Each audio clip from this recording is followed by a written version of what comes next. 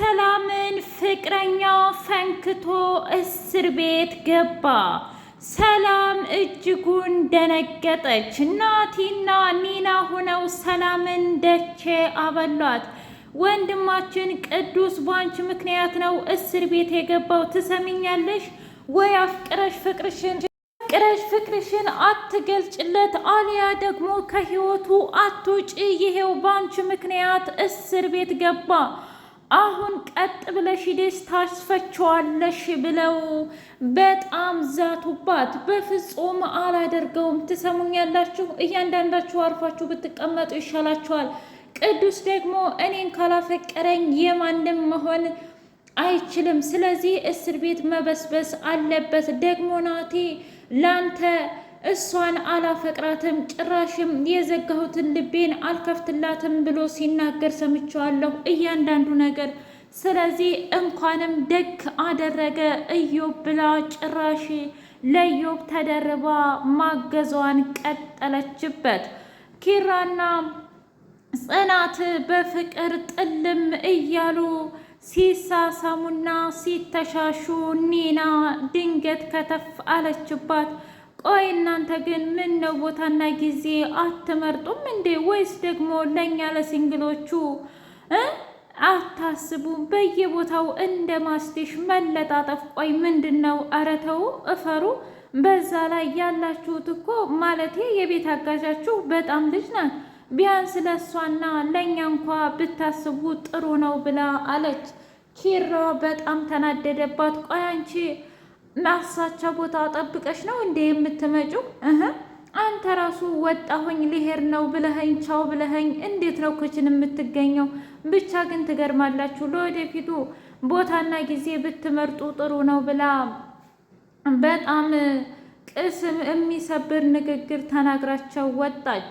ጆካና ሰኒ በጣም በከባዱ እየተጣሉ ይገኛሉ። ምክንያቱም ወረቀቱ የመጣው አንተ ነህ የጻፍከው፣ ካንተና ከኔ ውጭ የኔን ሕይወት የሚያመሰቃቅል ማንም የለም ብላ እስ በራሳቸው መጠራጠሩን ቀጠሉበት።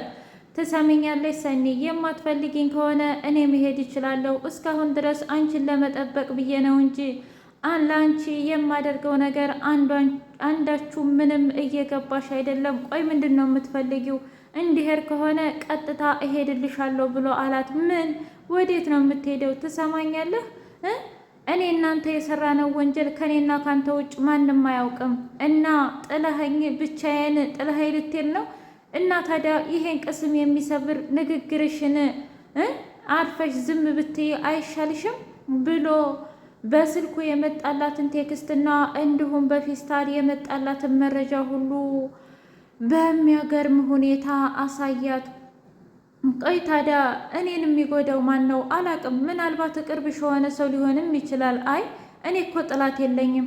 አይ ሰኒ፣ ዛሬ እኮ ወዳጅ ራሱ ጥላት ሆኗል። ቆይ ለምንድን ነው አንቺ የማይገባሽ? ብሎ ልክ ልኳን ነገራት። ውድና የተከበራችሁ የትርሲቴ ስንዲቅ ሚዲያ ቤተሰቦች እንዴት ናችሁልኝ? ሁሉ ሰላም፣ ሁሉ መልካም። እኔ እግዚአብሔር የተመሰገነ ይሁን ሰላም ነኝ፣ ደህና ነኝ። ለዚህ ቻናል አዲስ የሆናችሁ ሰብስክራይብ እያደረጋችሁ ቤተሰብ የሆኑ ነባር ቤተሰቦች ደግሞ ስለምትከታተሉኝ እጅጉን አድርጌ አመሰግናለሁ። እጅግ አስተማሪውና አጓጊው ጽናት ድራማ እንደቀጠለ ይገኛል። ኪራዬ ዛሬ ፏፍሽ ብሎ በጊዜ ወደ ጽናቴ ጋር መጣ። እንዴ ቆይ ኪራ ለምን መጣህ ብላ ስትለው፣ ምን ነው ሚስቴን መናፈቅ አልችልም እንዴ? ታውቂያለሽ ጊዜና ቦታ እየሰጠሁሽ እንዳልሆነ ተሰምቶኛል። እሱስ ልክ ነህ። በተለይ ከወደ ብለህ በእጅ ካስገባኸኝ በኋላ እረስተኸኛል ብላ አለችው። ኧረ እመቤቴ በጣም ይቅርታ። ለማንኛውም ግን ሶሲን አንተ ነህ የላካት አይደል? ማለት አልገባኝም። እንዴት ብትደፍር ነው ይቅርታ ያደረክላት? ምን ችግር አለው? ይቅርታ እኮ ታላቅነት ነውማ ብሎ አላት። አይ በፍጹም ይሄማ ሊሆን አይችልም። እንዴ ምን ተፈጠረ? ቆይ አልገባኝም። ትሰማኛለህ? የልጄ ገዳይ ናት እሷ። በዛ ላይ ደግሞ የኔ ህይወት ስታመሰቃቅል ነበር። ስለዚህ በፍጹም ይቅርታ አላደርግላትም ብላ ተነስታ ሄደች። ወይኔ ሶሲ በጣም ነገር አበላሸሽ። አሁን እንዴት አድርጌ ነው የምፈታው ይሄንን ነገር ብሎ በጣም ተናደደና ኪራ እማ እያለ ወደ ክላሳቸው ገቡ።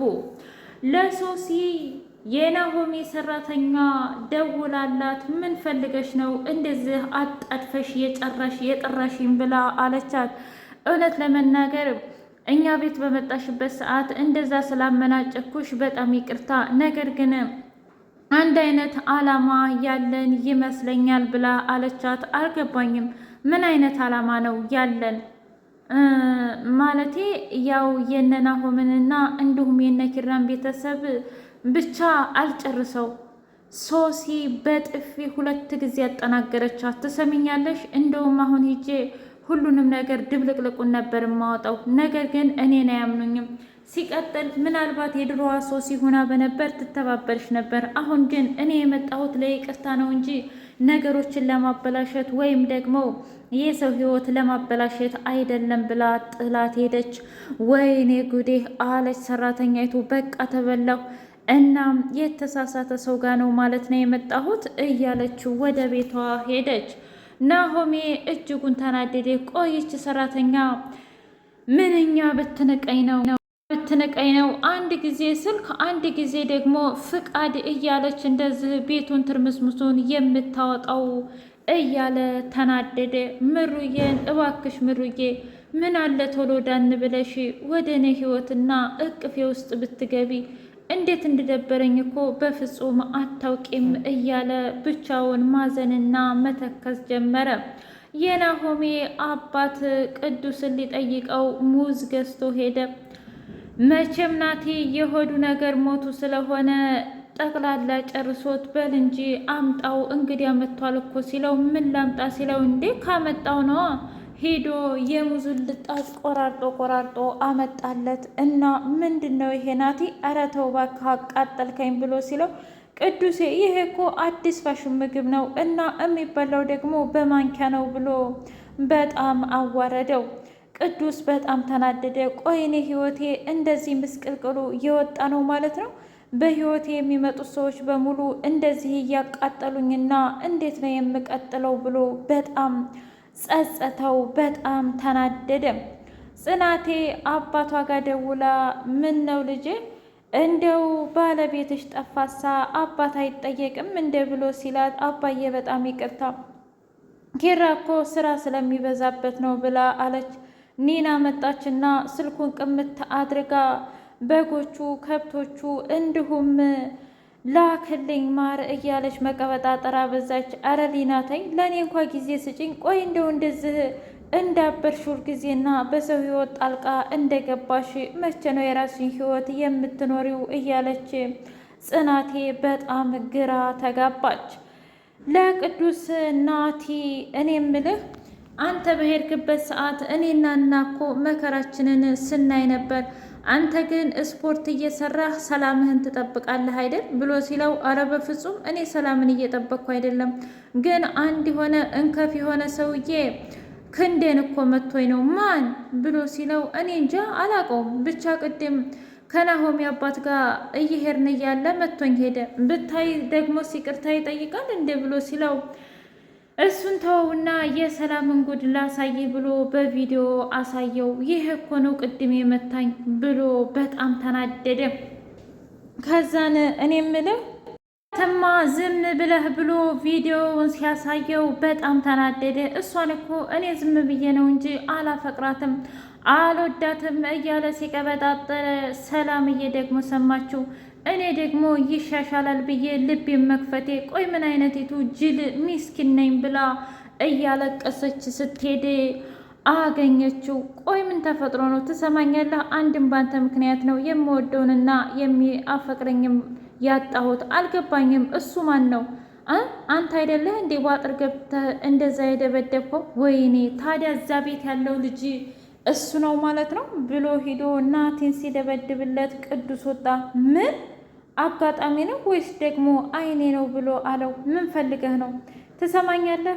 ከሰላምም ሆነ እንዲሁም ደግሞ ከናቲ ህይወት መውጣት አለብህ ብሎ ቅዱሴም አንድ ጊዜ ያቀመሰው። በመቀጠል ደግሞ ናቲም ደግሞ በድንጋይ ፈረከሰው። ነገር ግን ቅዱሴ በሱ ምክንያት ከርቸሌ ገባ። የእውነት ጽናት ግን ምሩን ለምንድን ነው የማትጠይቃት? የኔ